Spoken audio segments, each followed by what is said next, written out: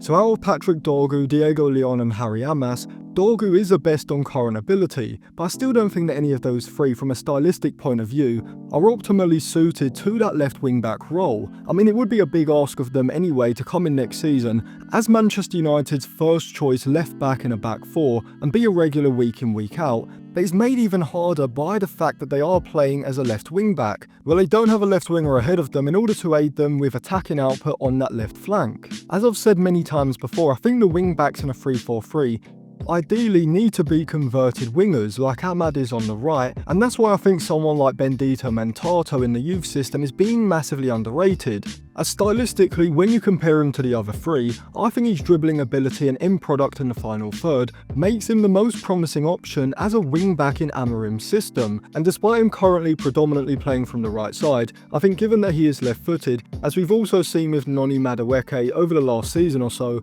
I think at times it could be worth using Mantato from the left. But really and truly, the left wing-back position should be a priority for United this summer, and it's not like there aren't plenty of options. And so in this video, I'm going to not only be analysing who out of Dorgu, Amass and Leon I rate highest in terms of mid-term and long-term potential, both at wing-back and at full-back, before later on in the video coming on to a number of different options that United should be considering, using the Data MB plot graphs that I've been using recently to find undervalued statistical outliers who could be available for a reasonable price. But before I get into that, if you want to check out any cheap, good quality football jerseys, go over to jerseyfifa.co. They've got a variety of different current season and retro jerseys, including the new Manchester United releases for the upcoming season. They sent me over this 2006-2007 Manchester United white away shirt with Ronaldo 7 on the back, as well as this Zidane Juventus shirt from the 90s as well. If you use code ATLANTIS at checkout, you'll get a 10% discount, so I'll leave it linked in the description and in the comments section below.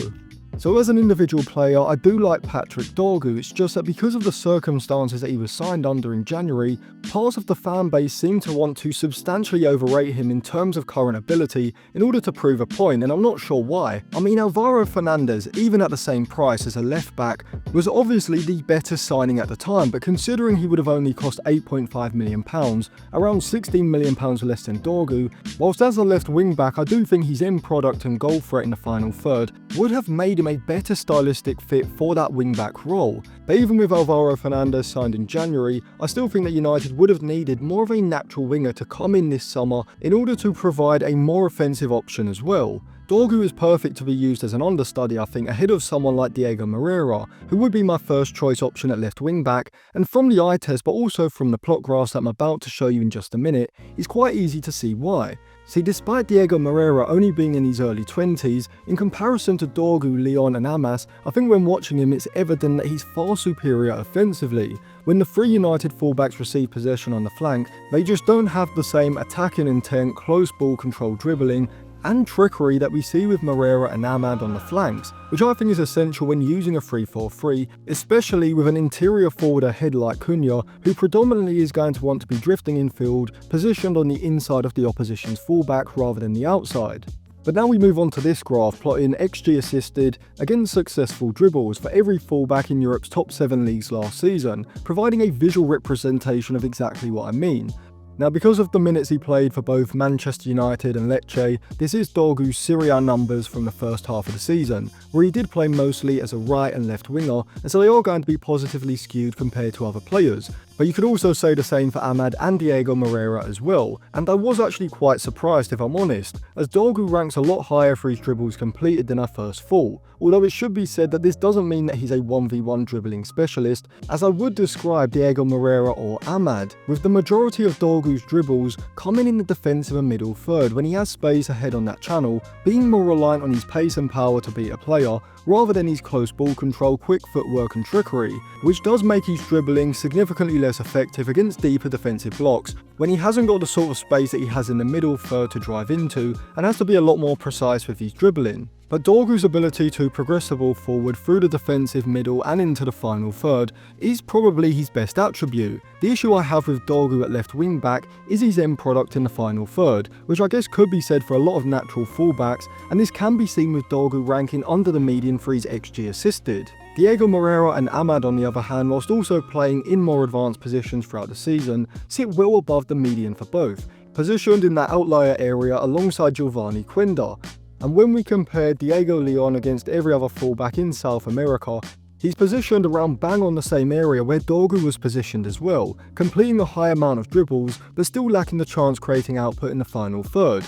See, this is why wingbacks tend to be either young wingers who have been converted deeper, just needing to develop their defensive qualities, or wingers and fullbacks in their late 20s who have already developed their output in the final third to a sufficient level, but now also have the experience to excel when they develop their positional understanding of the wingback role. In product in terms of 1v1 dribbling, both crossing from deep and closer to the byline, as well as being able to get into goal scoring positions, are usually the final part of a young fullback's game which is developed, and so expecting 3 natural fullbacks, even a starter like Dorgu, to come in and provide the sort of output needed is incredibly naive, particularly over a short period of time. I mean, at present, before we've brought anyone in, on current ability, Dorgu is going to be the best left wing back at the moment, and he would be the player that I keep as an understudy to a new signing such as Dou and Morera, but you could certainly make an argument that any one of Amass, Leon or Dorgu could have the highest potential in the long run. I think defensively Harry Amass might actually be the best, as when watching him defend in 1v1s,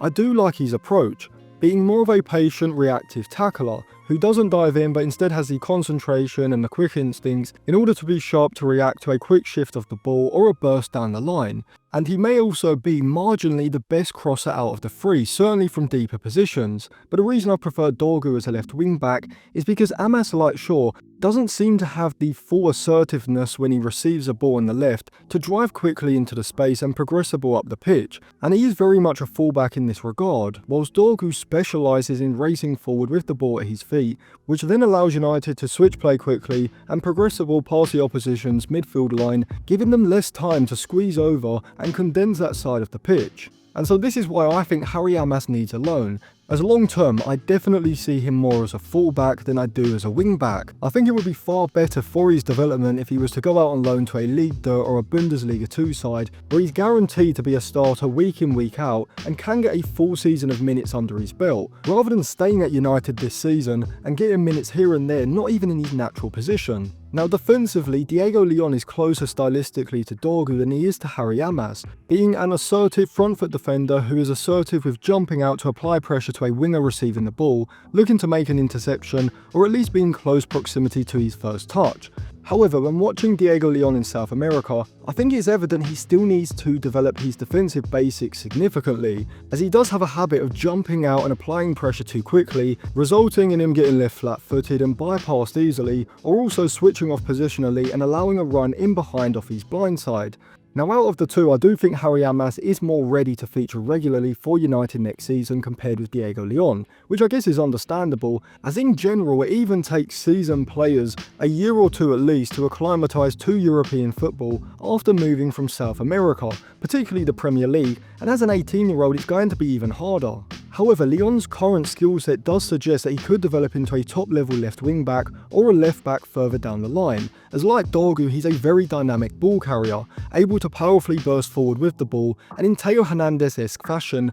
almost resembles a 400-metre runner as he drives past opposition players with the ball. Physically and athletically, whilst of course he does still need to develop, for his age he is actually quite significantly developed already, and so I don't see the pace, intensity or the physical side of Premier League football being an issue for Leon long term, but like with Harry Amass, I think Leon would benefit from a loan next season rather than minutes here and there, as well as the pressure that comes with playing for Manchester United. Ideally, Ineos would have a functioning multi-club model where they can loan Amass and Leon out to either to Ligue 2 or Bundesliga 2, or maybe a mid-table Belgian side, or even somewhere like Denmark. Because right now I think it's far too early to expect Harry Amass and Diego Leon to play as an understudy to Patrick Dorgu, who himself ideally needs a greater offensive option, playing ahead of him as a starting left wing back, with Dorgu providing a more defensively conservative option who also specialises in ball carrying through the middle third. And in another video I will be using statistical analysis